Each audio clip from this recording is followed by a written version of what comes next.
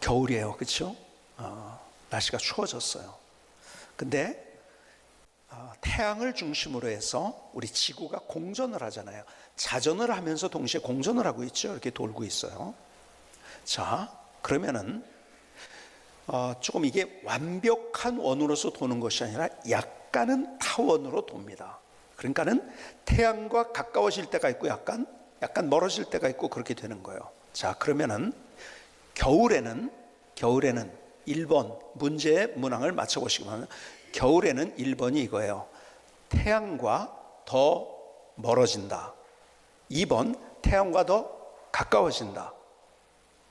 몇 번인 것 같아요? 예? 몇 번? 1번이라고 할 줄 알았습니다. 근데 1번의 반대입니다. 여러분, 재밌는 현상은요, 우리가 태양하고 멀어지니까 추워진다고 생각을 하는데 물론 그게 맞기도 해요. 근데 더 중요한 거 하나가 있어요. 뭔지 아세요?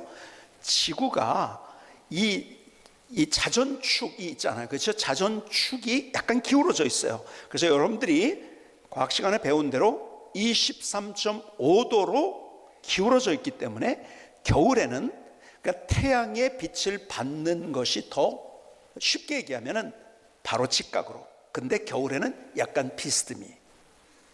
자, 뭘 얘기할까요? 하나님께서는 우리에게 자연을 통해서도 가르쳐 주시고 기록된 말씀을 통해서도 가르쳐 주십니다. 이것이 두 가지의 계시를 우리에게 주고 계세요. 그런데 자연 계시를 통해서는 우리에게 모든 것들을 우리가 알 수 없어요. 왜냐하면 우리가 어디서 왔는지, 어디로 갔는지, 또 내가 누구인지, 구원이 뭔지, 이것에 대해서 우리가 자연을 통해서는 잘 몰라요. 그래서 우리에게 기록된 말씀의 계시를 주신 거예요. 그렇죠? 그러나 자연을 통해서도 우리에게 말씀하십니다. 그 중에 하나가 이런 거예요. 우리는 거의 어쩌면은 비슷하게 하나님 가까이에 있다고 생각이 되어져요. 근데 문제는 뭐냐? 내가 하나님을 향해서 각도를 잘 맞추고 있느냐? 이게 더 중요하다는 것. 겨울이 되느냐, 여름이 되느냐는, 여러분, 겨울에는 태양과 지구의 사이가 거리가 얼마나? 1억 4,750만 킬로입니다. 뭐 감은 안 오시겠죠, 그렇죠? 1억 4,750만 킬로. 여름에는 1억 5,260만 킬로예요. 그러니까 약 얼마냐면, 차이가 나냐면 50만 킬로가 차이가 납니다. 500만 킬로가 차이가 납니다. 킬로로 따진다면. 근데 전체적으로 볼 때는 아주 작은 부분이죠, 그렇죠? 근데 어쨌든 거리가 중요하지만은, 그래서요, 여러분, 태양과 가까운 데가 뜨거워요. 더 이 행성들이 있잖아요. 그리고 먼 데가 추워요. 당연한 거예요. 그런데 그것보다 중요한 게 있는데, 어떻게 각도가 있느냐. 오늘 이 예배가 하나님을 향해서 내 시선이 맞추어질 수 있는 귀한 예배가 될 수 있기를 주님의 이름으로 축복합니다. 삐따닥하게 하지 말고 하나님께 각도를 맞춰서, 그럴 때 하나님의 그 은혜, 그 빛이 우리에게 주는 생명처럼 그 은혜를 우리가 경험할 줄 믿습니다. 자, 보세요. 그래서 집중을 하면서 로마서를 다시 한번 여러분 보시기 바랍니다. 로마서는 전체 구도로, 제가 자구 하나를 가지고 설교하지 않고 전체적인 그림으로 로마서를 여러분에게, 그래서 통전적인 로마서라는 이야기를 여러분에게 드렸습니다. 자, 그래서 1장부터 11장까지는 우리가 자연을 통해서 알 수 없는, 내가 어디로서 왔고 어디로 가고, 그 다음에 내가 누구이고 구원이 뭔지, 하나님이 누군지에 대한 이야기를 해줍니다. 그래서 내가 어떻게 하나님의 용서받고 하나님의 자녀가 되었는지, 내 신분이 무엇인지 이야기를 해줍니다. 그러면서 12장을 넘어가면서 단어 하나가 이렇게 나오죠. 그러므로 내가 이렇게 이제 하나님의 자녀가 되고 내가 이런 사람이기 때문에 그러므로 이렇게 살아야 된다예요. 12장부터. 근데 삶이라는 것은 나 혼자가 아니라 함께 산다는 것. 그래서 우리가 공동체로서 함께 어떻게 살 것인가, 이것을 우리에게 말씀해 주고 있어요. 그래서 공동체의 하나님이라는 말씀으로 제가 계속 여러분에게 말씀을 드리고 있는 거예요. 자, 그러면서 12장부터 16장까지 우리가 보고 있는데요, 지금은 몇 장에 와 있냐면 15장에 와 있습니다. 15장 다음 장은 몇 장일까요? 16장 좀 또 틀릴까봐 대답을 안 하신 분 계신 것 같아요. 틀릴 수가 없는 질문을 드렸죠. 그렇죠? 16장이 마지막인데 그건 인사입니다. 인사를 통해서 우리에게 주는 메시지가 있지만, 그러나 누구에게 인사라 누구에게 인사라 뭐 이런 얘기들이 있어요. 그런데 오늘 본문은 어쩌면은요, 우리가 어떠한 삶을 살아야 될지에 대한 방점을 찍는 결론인 거예요. 그런 의미에서. 그렇죠? 그래서 너희들은 이렇게 살아야 된다 하면서 결론적인 얘기를 한 거니까 오늘 이야기가 얼마나 중요한 얘기겠어요. 정말 중요한 얘기입니다. 그러니까 여러분들이 각도를 하나님께로 맞춰서 그 말씀을 들어야 돼요. 여러분 15장은요 가만히 읽어보면 단어 하나가 많이 나오는 게 있어요. 기쁨이라는 단어가 많이 나옵니다. 기쁨, 기쁨에 대한 이야기. 아시는 대로 로마서 15장 13절은 소망이 하나님이 기쁨과 평강을 믿음 안에서 우리에게 주시겠다고 약속하신 거예요. 근데 성경은 막연한 얘기를 절대로 하지 않습니다. 그냥 막연하게 추상적인 얘기를 절대 우리에게 하지 않았어요. 구체적인 얘기예요. 여러분 다른 종교와 기독교가 다른 게 뭐냐면, 다른 종교들은 그냥 내가 해석하기에 따라 달라요. 추상적인 게 많아요. 근데 구체적입니다. 그러니까 하나님이 계신지 안 계신지 잘 모르겠는 거예요. 다른 종교에서 내가 어디로 가는지 정확한 게 없어요. 근데 어디로 가는지, 내가 어디에서 왔는지 구체적이에요 다. 그런데 하나님께서 우리의 삶을 살아가면서 그냥 살아가면서 구체적으로 어떻게 살아가야 될지를 이야기해 줍니다. 자, 그런데 보세요. 오늘 이제 본문에 보니까는 사도 바울의 소원이 있었어요. 자, 근데 오늘 본문의 소원 말고 다른 곳에서 나오는 소원 하나가 있었어요. 가만히 보니까 사도 바울은 두 가지의 소원이 그에게 개인적으로 있었더라고요. 뭐 다른 많은 것들이 있었지만, 공적인 많은 것들이 있었지만은 자기 개인적으로 뜨겁게 가지고 있던 소원 하나가 있는데, 첫 번째는 그게 뭐냐면은 고린도후서에 보면은 그가 육체의 가시가 있었다고 이야기를 합니다. 고린도후서 12장에 보니까는요, 제가 육체의 가시가 떠나기를 위해서, 그러니까 육체의 질병을 가지고 있었다는 거예요. 어떤 질병인지 성경에서는 이야기하고 있지 않아요. 그런데 학자들마다 조금씩은 다르죠. 뭐라고 그러냐면 간질이다, 혹은 안질이다, 또 아니면 이질이다, 뭐 다 달라요. 뭔지는 모르겠어요. 그러나 어쨌든 그의 몸이 약했어요. 병이 있었다는 거예요. 그래서 그것을 3번 간구를 했다고 이야기를 합니다. 근데 3번 간구했다는 것이요, 그냥 아침에 간구하고 점심에 간구하고 저녁에 간구하고 이게 아닌 거예요. 정말 이거 좀 병이 들었으니까 얼마나 힘들겠어요. 그러니까 이거 하나님 나 치유해 주십시오 하고서 열심히 한참을 기도하다가, 얼마나 기도했는지 모르죠. 근데 포기한 상태, 이거 뭐 안 되네 그러고 있다가 다시 힘을 내가지고 또 주님 이거 고쳐주십시오. 근데 또 안 되고, 근데 또 고쳐주십시오. 이렇게 했다는 거예요. 자, 그런데 주님께서 응답하지 않으셨어요. 근데요, 기가 막힌 것은 그의 고백이 그거예요. 그의 고백을 이렇게 표현할 수 있어요. 응답 대신, 기도의 응답 대신 그것을 안 주시고 더 큰 응답을 주셨다고 이야기합니다. 무슨 말일까요? 그가 고린도후서에서 고백하고 있는 것이 뭐냐면, 나로 자고하지 않기 위해서, 자만하지 않기 위해서 하나님이 내가 육체 질병을 주셨다는 거예요. 여러분 사도 바울은요 대단한 사람이에요. 정말 대단한 사람이었어요. 리더였었어요. 그의 학문과 그의 집안과 그리고 그가 가지고 있는 리더십과 이런 것들이 다른 사람이 따라올 수 없는, 그것은 젊었을 때부터 그랬던 사람이에요. 그러니까 능력이 있으니까 자기 능력 가지고 얼마든지 할 수 있었죠. 그렇죠? 그런데 하나님께서 그에게 그 병을 통해서, 하나님 다른 사람을 고쳐주는데 나는 안 고쳐주는 거야. 여러분 사도 바울이 안수를 해서 나은 사람이 얼마나 많은데 정작 자기는 안 고쳐줍니다. 왜 그럴까요? 하나님이 그에게 응답해 주신 거예요. 이렇게 내가 자만하지 않고 내가 준 그 은혜로, 은사로 그 일 하기 위해서, 그러니까 하나님만을 전적으로 신뢰하면서 하나님의 은혜와 은사를 경험하기 위해서 그걸 주셨다는 거예요. 그러니까요, 그랬기 때문에 자기의 힘으로 했다고 한다면 그런 놀라운 역사를 이룰 수가 없었어요. 근데 하나님만. 왜요? 문제가 있었거든요. 그래서 연약하니까 더 하나님 앞에 기도했던 거예요. 자기 힘으로, 자기의 능력으로 할 수 없었던 그런 것들을 자기가 할 수 없었기 때문에 더 하나님 앞에 나갔고, 그는 그의 인생에 그가 가지고 있었던 어떤 병인지 모르지만 그것 때문에 하나님을 더 신뢰하는 사람이 되었고, 그래서 하나님을 더 은혜를 경험하는 사람, 하나님의 은사를 더 체험하는 사람이 될 수 있었다는 거예요. 그러니까요, 응답 대신 더 큰 응답을 주었다는 거예요. 자, 그런데 보세요. 두 번째 그의 소원이 있었어요. 그게 뭐냐면 오늘 본문에 있는데 로마서 15장 22절에 이렇게 얘기합니다. 그러므로 또한 내가 너에게 가려 하던 것이 여러 번 막혔더니. 어디요? 지금 로마 교회를 향해서 쓴 거예요. 그렇죠? 로마서 지금 고린도에서 쓰고 있는 거예요. 내가 가고 싶었는데 그것도 여러 번 가고 싶었다. 근데 그게 막혔다는 거예요.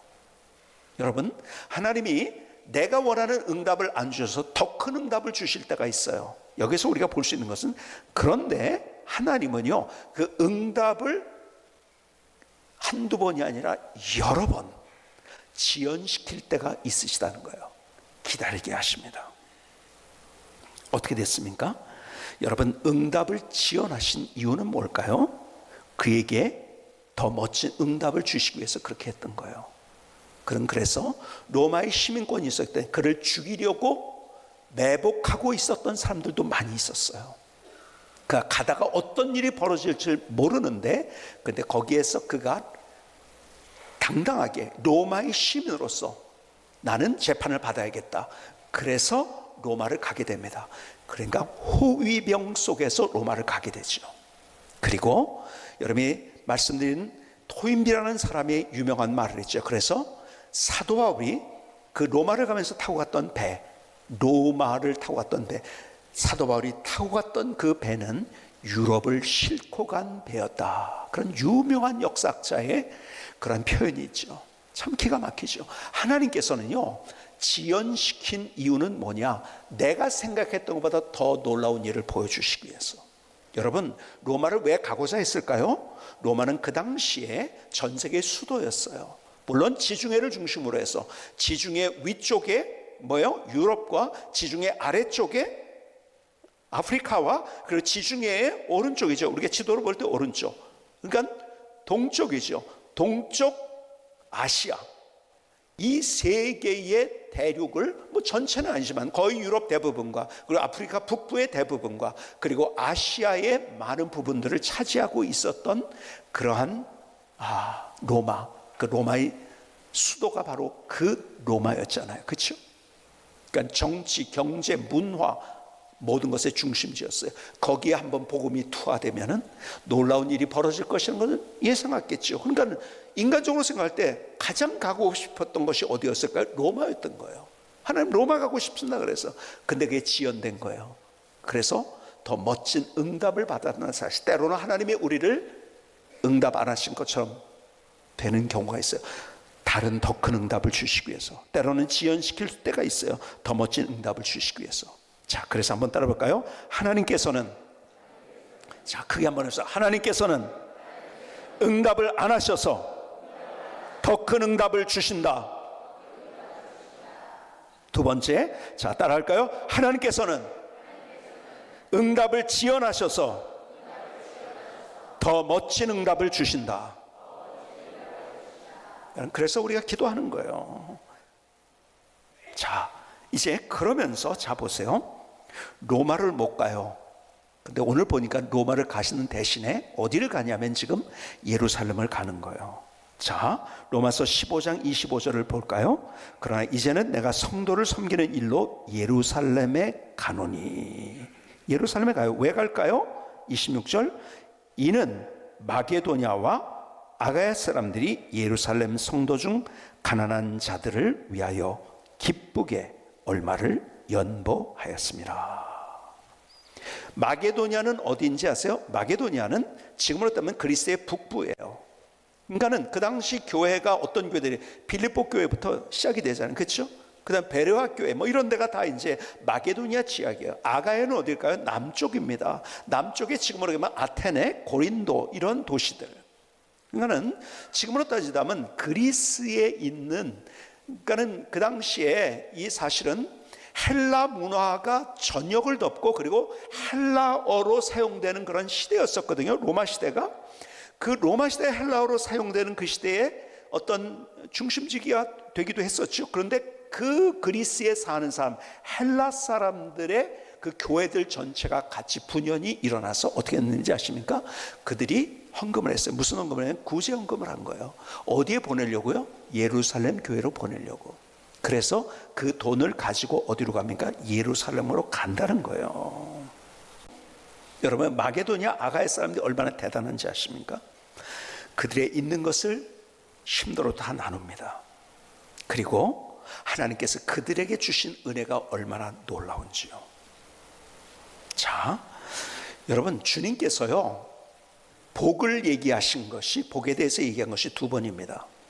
언제 하셨을까요?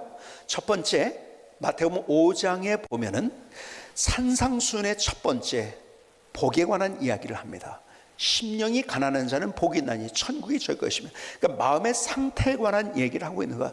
나에 대해서 빈 마음을 가진 사람들, 내가 빈 마음을 가지고 하나님 앞에 나갈 때 하나님께서 내 안에 내가 너무 많아, 그러면 하나님이 나의 인생을 그분이 다스릴 수가 없어요. 그 빈 마음으로 올 때 하나님께서 그 안에서 하나님의 통치가 있다는 사실을, 그래서 우리의 마음에 관한 문제예요. 그런데 삶 속의 행동 속에서는 주님께서 이런 말씀을 주셨어요. 사도행전 20장 35절에 이렇게 말씀합니다. 범사에 여러분에게 모본을 보여준 것 바와 같이 수고하여 약한 사람을 돕고, 또 주 예수께서 친히 말씀하신 바 주는 것이, 나누는 것이죠. 나누는 것이 받는 것보다 복이 있다 하심을 기억하여야 할지니라. 주님께서 복에 관한 이야기를 우리의 행동 속에서 어떻게 해서 복 받는가를 이야기하면서 누가 나누는 자가 복이 있다는 거예요. 여러분, 중요한 얘기입니다.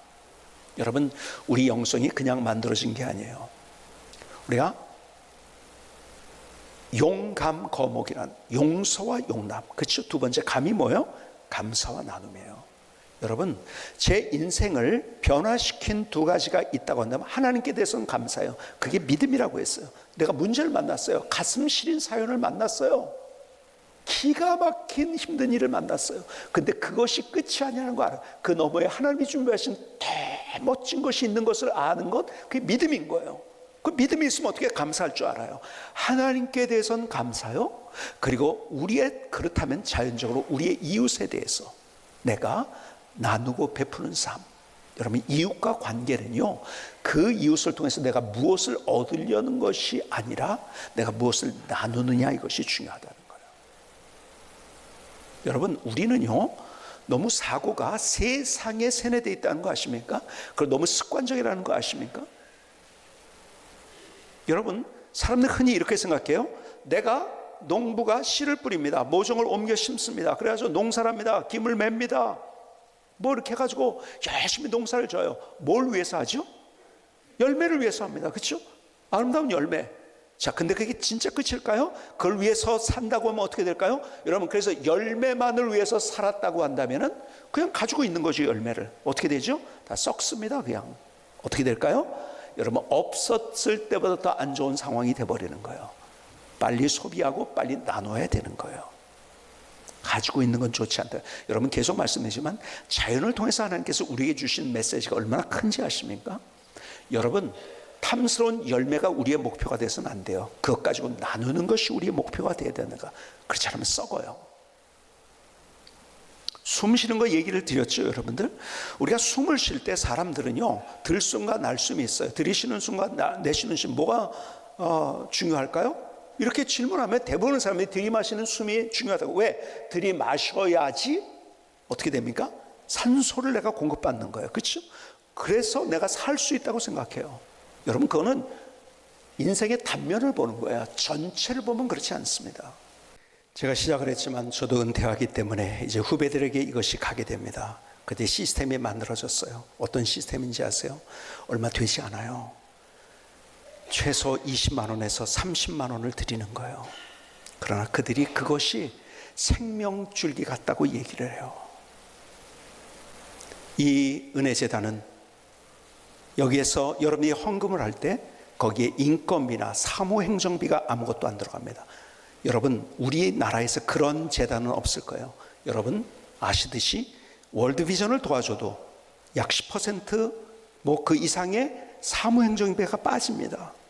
근데 그런 것을 없애는 시스템을 만들었어요. 다 자원봉사입니다.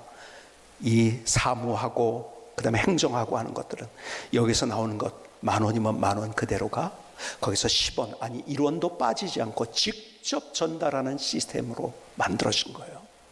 그리고 이것은 어떤 어디에 투자하지 않습니다. 절대로. 투자하다 망할 수 있거든요. 잘못될 수 있거든요. 투자하지 않고 큰 교회에서, 여러분 저를 비롯해서 큰 교회 목사님들은 이거 받지 말자고 했어요. 그래 안 받습니다. 여기서 나오는 거 다 100% 이것은 은퇴 준비가 안 된 목사님들, 여러분 그런 분들이 거의 한 80%를 차지해요. 그런 분들에게 가는 거예요. 우리가 그분들에게 빚을 졌잖아요. 지금 은퇴하는데 어떤 분들은 은퇴를 못해요. 75세가 됐는데 시골에서 은퇴를 못해요. 왜요? 은퇴하는 순간 먹을 게 없어요. 그래서 빨리 은퇴하고 그분들에게 얼마라도 우리가 보장을 해주면서, 그래서 후배 목사들이 와서 또 할 수 있도록 이게 사이클이 돌아가야 되는데 은퇴를 못해요. 왜요? 갈 데도 없어요. 은퇴하는 순간 모든 것이 다 끝나버리기 때문에 순수하게 우리가 헌금하는 것은 그들에게 아주 100% 갈 수 있는 시스템으로 투명하게 만들었어요. 그래서 여러분들에게 나눠드린 작정서가 있어요. 저는 여러분들이 10,000원 이거 다 함께 같이 작정했으면 좋겠다는 소리. 마음에 감동이 되시는 분들은요, 월에 20,000원, 30,000원, 50,000원 아니면 일시금으로 얼마든지 기타 내가 더 많이 매월 할 수 있다 그렇게 할 수 있겠죠. 그러나 우리가 10,000원씩이라도 다 해서 이 모습이, 저는요 마지막에 로마서의 말씀에 이것이 있다는 사실 때문에 얼마나 제가 로마서 읽다가 내가 제대로 깨닫지 못한 거, 영적으로 빚진 것을 우리가 그것을 육적으로 갚을 줄 아는 사람이 진짜 하나님의 사람이구나 하는 것을 보여주신 거예요. 여러분 안디옥 교회가 그랬어요. 안디옥 교회도 클라우디우스 황제 때 자기들도 힘들었어요. 기근이 있었기 때문에. 근데 어디를 도와줬습니까? 자기 모교회를 도와줬어요. 하나님의 복은 어디서 출발하는가? 나누는 부터였는데 사람들은 세상 속에서 내가 소유해야지. 아니에요. 마게도니아에서 그것을 우리에게 보여주고 있어요. 극심한 가난 속에서도, 큰 환난 속에서도 힘을 닿는 대로가 아니라 힘에 지나도록 함께했던 그 모습, 우리 교회가 초대교회로 돌아가야 돼요. 그리고 이것은 비단 시골뿐만 아니라 지역에도 어려운 교회들에게 다 100% 가게 되는 그런 시스템으로 함께합니다. 손잡아줘야죠. 여기서부터 우리가 감사와 나눔으로 우리의 삶을 사는 삶, 그래서 하나님의 은혜가 뭔가 말씀드린 대로 기쁨, 평강이라는 단어가 15장에서 많이 나오는데 그냥 막연한 얘기가 아니에요. 하나님께서 우리에게 이렇게 구체적으로 행동했던 마게도니아 사람들의 모습을 보여주면서 말씀하십니다. 이 은혜가 저에게, 여러분 모두에게 있을 수 있기를 바랍니다. 저도 마찬가지예요. 저도 개인적으로 제가 많이 개인적으로 작정을 했어요. 그리고 더 많이 작정하려고도 제가 기도하고 있는 중입니다. 저 역시도 함께 하면서 우리가 나누는 일이 얼마나 하나님의 복을 경험하는 내 삶이 되는가를 경험할 수 있는 멋진 인생이 될 수 있기를 주님의 이름으로 축복합니다.